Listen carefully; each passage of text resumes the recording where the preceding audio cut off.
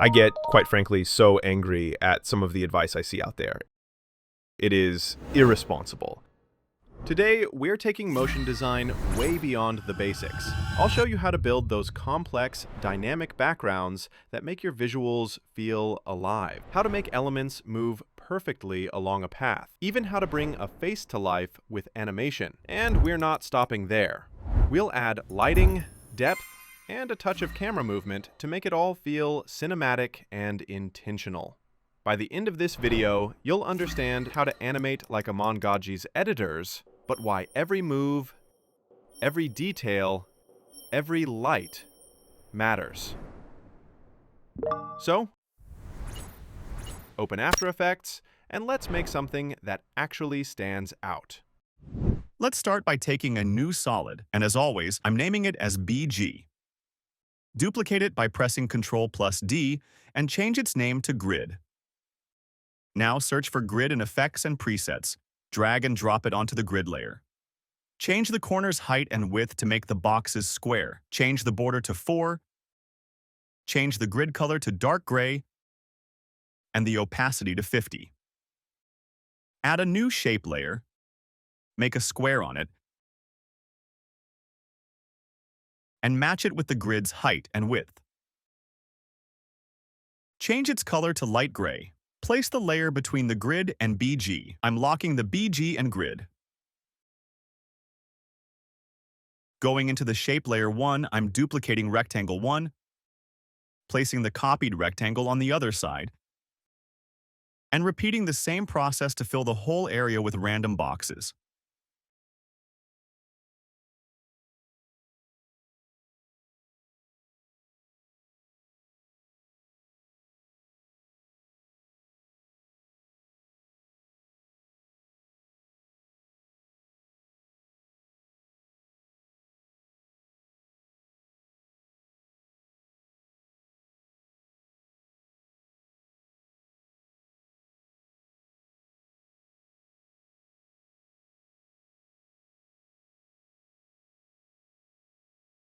Make the shape layer and grid 3D.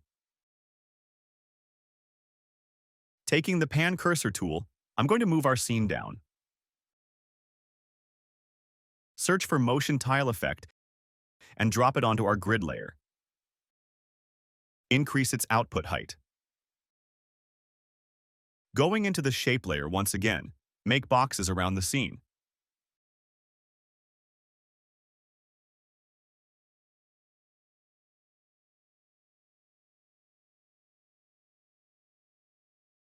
Taking the pan cursor tool, move back to our main scene. Now take a new solid and name it Dots. Search for Venetian blinds and drag and drop it onto our Dots layer. By going into Layer, Solid Settings, I'm changing the solid's color to white. Increase its transition completion to 90. Duplicate it by pressing Ctrl+D and change its direction to around 44. I'm decreasing the layer's opacity to 25. Let's make some line animations now. I'm going to draw a line here and add deep glow to it. Let's first draw all the lines, then we'll make the animation. Taking the pen tool, I'm going to draw a line here.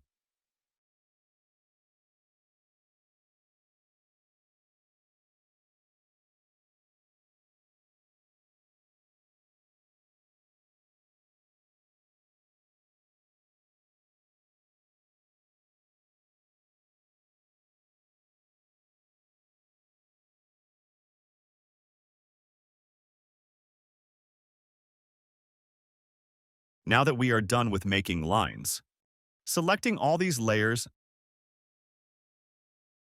double-click on the deep glow effect to apply it to all the lines. And now, let's animate them one by one. Going into Shape Layer 1, add Trim Path. At the start of the layer, add a keyframe for the end property. Then, at around 3 seconds, add another keyframe, and at the first frame, make the end 0. Where the line's upper part is completed, I'm going to add a keyframe for the start. Between 3 and 4 seconds, add another keyframe and make the start value 100.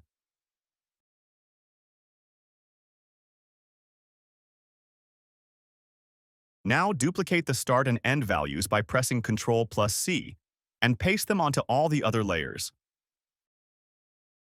I'm placing them all at 2 frame distance.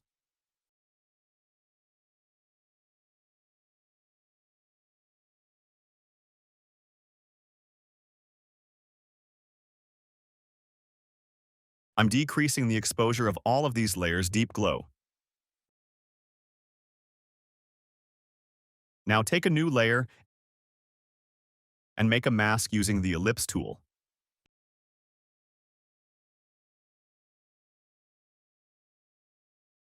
Invert it and increase the mask feather to around 500.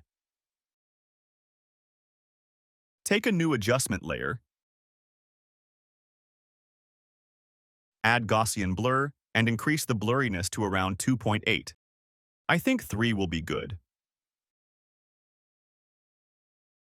Selecting all these shape layers, make a pre-comp of them and name it glowing lines. Now let's import our particles. I'm going to import the particle background into our project panel. It's in the description. You can download it from there. Place it on the top and change its mode to screen. Reduce its opacity to around 25%.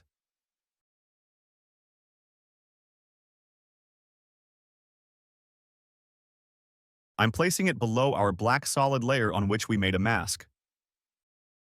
Now let's add a new shape layer and add a circle to it. Change its stroke to none, add fill, and change its color to white. Right-clicking on the layer, go to Layer Style Inner Shadow. Increase its size to around 60 and opacity to 100. Add deep glow to it and reduce the exposure to around 0.5. Once again, add a new shape layer and make its eyes. I'm changing its color to black. Duplicate the ellipse one by pressing Ctrl+D and move it to the right by pressing Shift. By pressing Ctrl+Alt+Home, center align its keyframe and adjust the eye's position. Now, taking a new shape layer, take the pen tool and draw a smile. Turn off its fill, add stroke to it, and I'm changing its color to black and making its weight maybe 3. I'm going to move the eyes down just a little bit. Center align the smile's keyframe, Ctrl+Alt+Home, and adjust the position of the smile as well. I'm going to rename them. This one as face, this one as eyes, and this one as smile. Selecting all of these, I'm making a pre-comp of them and making it 3D as well. Add a new shape layer and draw a circle.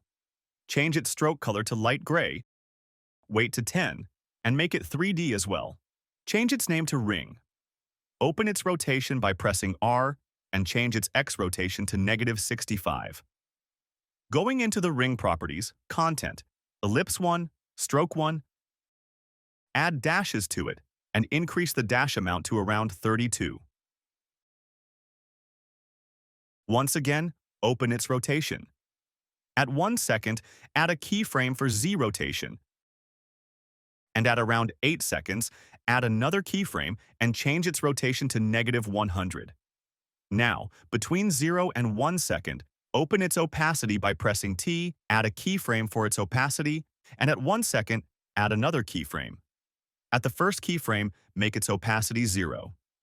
Going into our pre-comp one, I'm decreasing all of their sizes to around 80 and parenting the eye and smile to the face. Coming back to the main comp, bring the ring's position a little bit up and also reduce its size to around 115. Now let's animate our little man. Select all of these and open their position by pressing P. Add a keyframe, and between 0 and 1 second, add another keyframe for the face. Move it just a little bit down. For the eyes, move them down as well, and the smile down too. At 1 second, move the face to the left, eyes to the left and down, smile to the left and down.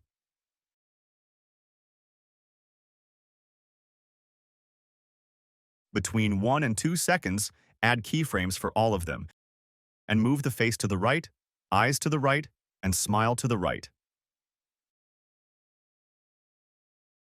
Selecting all of these keyframes, I'm pressing Alt and dragging them to the right.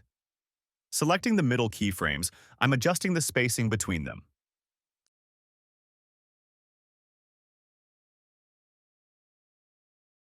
Selecting all of these keyframes, press F9 to ease them. Selecting the first keyframes, copy them, Ctrl+C, and paste them around 2 seconds and a few frames, Ctrl+V.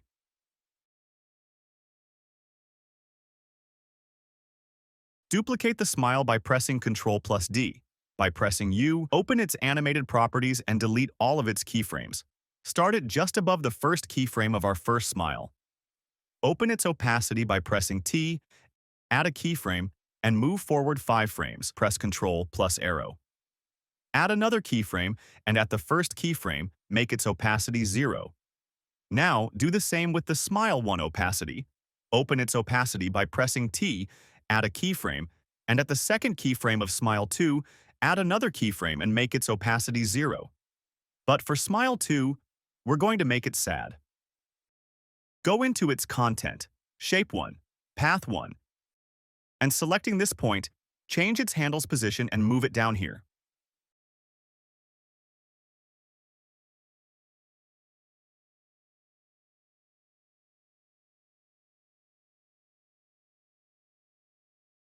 Now between 2 and 3 seconds, open face, eye, and smile 2 position by pressing P. Add a keyframe and move the face position towards the right, eyes to the right, smile to the right, and eyes down. Smile down as well. Now add another keyframe at 3 seconds for all 3 of them, and move the face position to the right, eyes to the right, and smile to the right. Once again, between 3 and 4 seconds, add keyframes for all 3 of them. Face to the left, eyes to the left, and sad face to the left.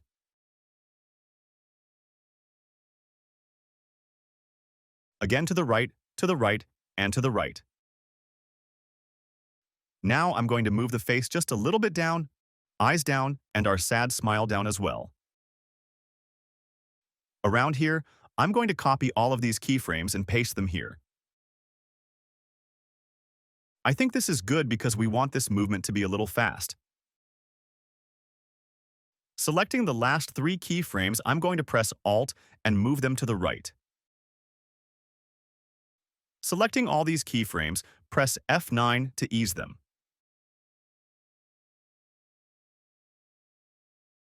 Now add a new shape layer. Select the Rectangle tool, make a small rectangle, and change its roundness to around 45. I'm renaming it as Message Box 1 Stroke.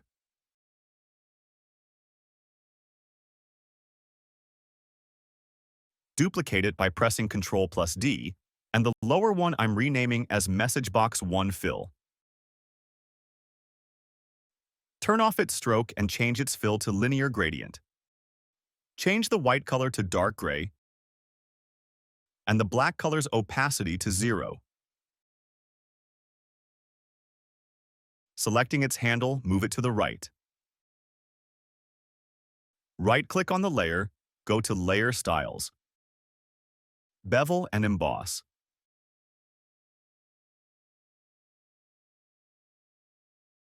I'm changing its fill color to lighter gray.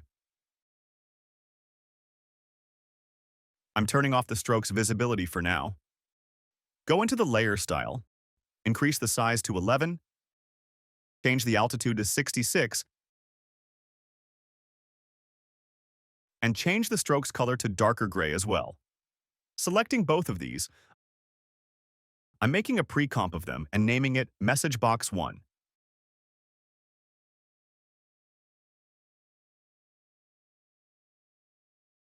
I'm turning off the visibility of our little man and making a path around the circle.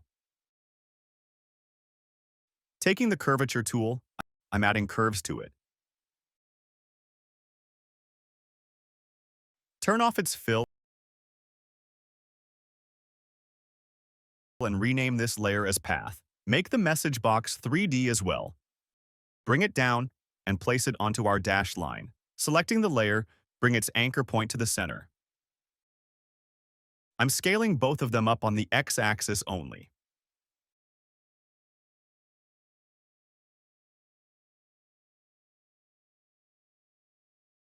Let's add some text to our message box. Take the ellipse tool and add a little circle here. Change its stroke to none and fill to green.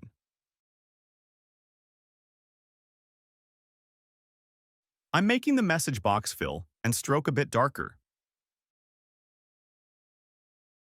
Taking the text tool, I'm writing W on it. I'm changing the font to Seago UI.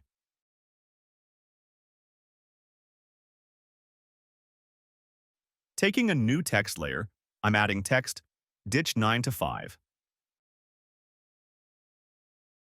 I'm changing the font to Seago UI, apply deep glow to it, and reduce its radius. Now, coming back to our main comp, I'm going into Path, Content, Shape 1, Path 1. Copy its path by pressing Ctrl+C and paste it onto our message box's position at 1 second, Ctrl+V. We want our message to start around here, so I'm deleting its first keyframe. We want it to end around here, so I'm deleting its last keyframe as well. I'm turning off the visibility of the path layer. Selecting the middle keyframe of our message comp, I'm bringing it forward using the Z-axis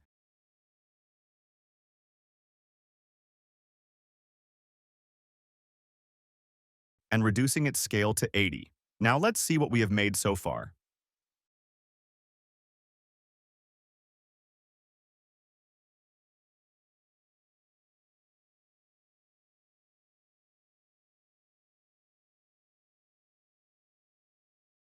I'm adjusting the keyframes' positions individually.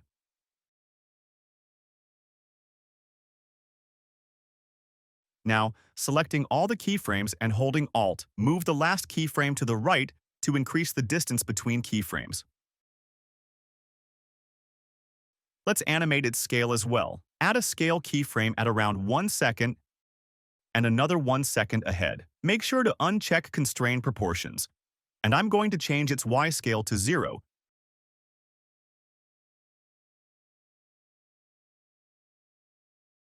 To around 8 seconds. Open the message box scale by pressing S. Copy its scale and paste it here. Ctrl+V. Right-click. Keyframe Assistant. Time Reverse. Selecting all these keyframes, press F9 to ease them. Duplicate message box 1 by pressing Ctrl+D. By pressing U, open its animated properties and delete all the position keyframes. Duplicate the path. One of the path layer by pressing Ctrl+C and by pressing Ctrl+V, paste all the keyframes around 1 second. We want this to start at the front. So delete the first 2 keyframes. Selecting all these keyframes, I'm moving them near the scale's second keyframe. By pressing Alt, I'm moving them to the right. Move the second keyframe near 6 seconds.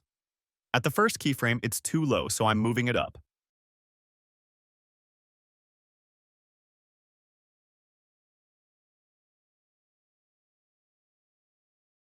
I want this one to start first, and after that, this one will start. Move the second one around 1 second.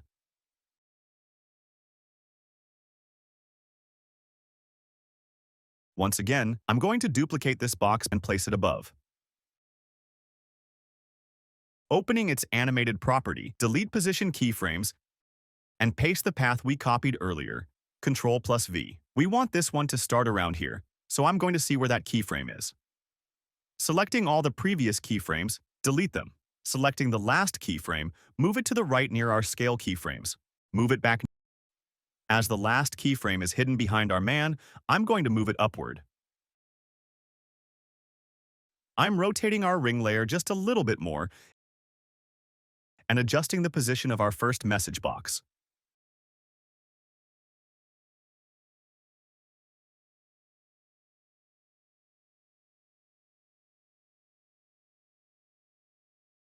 For our third message box, I want it to start when they've already started moving, around here. For our third message box, move the first keyframe of position near the second keyframe of scale. For our first message box, I want it to go behind our little man as it's moving up, so on the second keyframe, I'm moving it back using the Z axis and to the left using the X axis. Now copy the Z axis position, Ctrl+C, and paste it onto our last keyframe, Ctrl+V.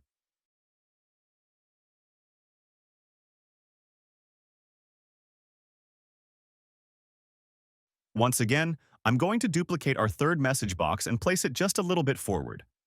By pressing U, open its animated property, delete its position keyframe. Again, copy the path layer's path 1, Ctrl+C. Selecting its scale keyframes, move them back to where our layer starts. Same with the others.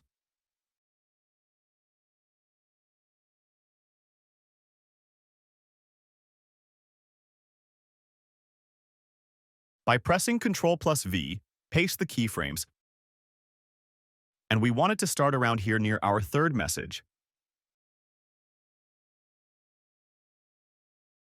I'm turning on toggle mask and shape path visibility to see what we are doing.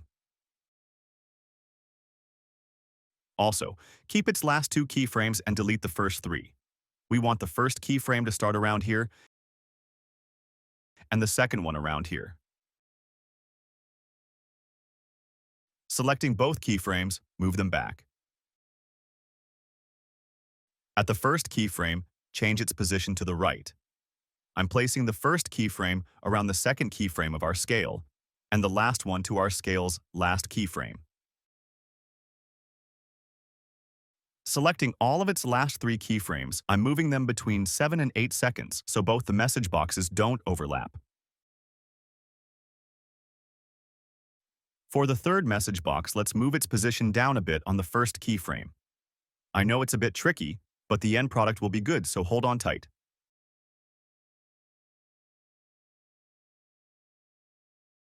And for one last message box, duplicate it one more time. Ctrl+D, open its animated property, U, and delete all keyframes. At our scale's second keyframe, press Ctrl+V to paste all keyframes. Keep its first two keyframes, delete the other three, and move the second keyframe to the right. Selecting both its keyframes, move them back and adjust their positions. For the last thing, we're going to open all of their keyframes by pressing U. We want all of their animations to end at the same point. So, I want them all to end at 7 seconds, so selecting all their scales, bring them at 7 seconds. Let's place them at 6 seconds. Now let's do the light part. Add a new light and choose Spotlight. Delete this path, we don't need it anymore. Go into the light options. I'm decreasing its intensity to 100. Change its cone angle to around 75 and changing its position.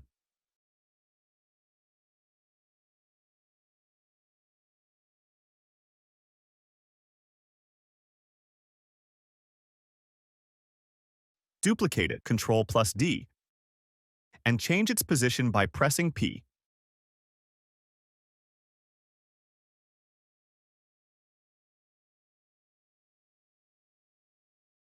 Increase its cone angle and intensity. For light 1, at around 2 seconds, add a keyframe for the light color. At 0 seconds, add another keyframe, and near our second keyframe, add another. Change the color to red. From 0 to 2 seconds, it will be white, and then it will start turning red. Decrease its cone angle to 39. Add a new light make it a point light,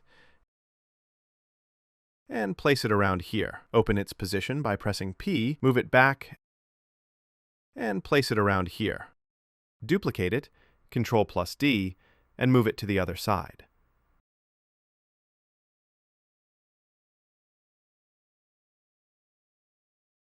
Let's see what we've made so far.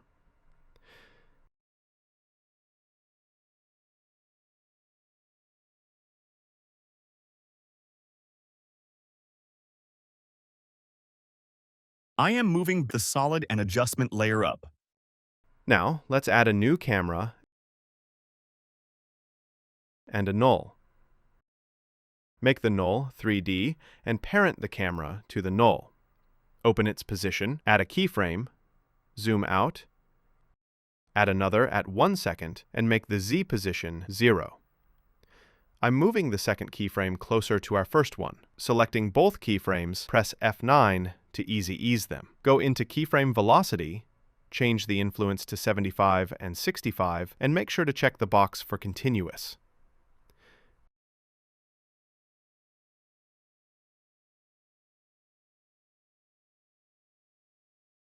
Now, let's add some text around here. Taking the text tool, write, "It is irresponsible."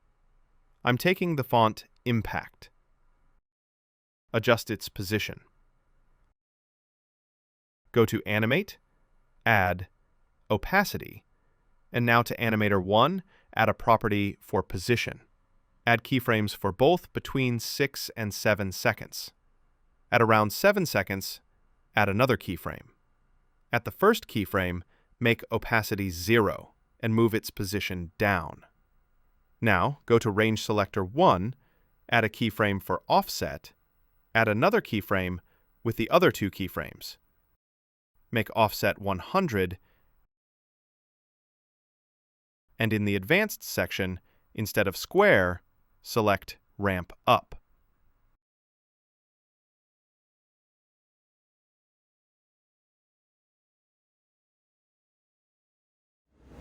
I get, quite frankly, so angry Let's see our at some final of the advice product I see now. out there.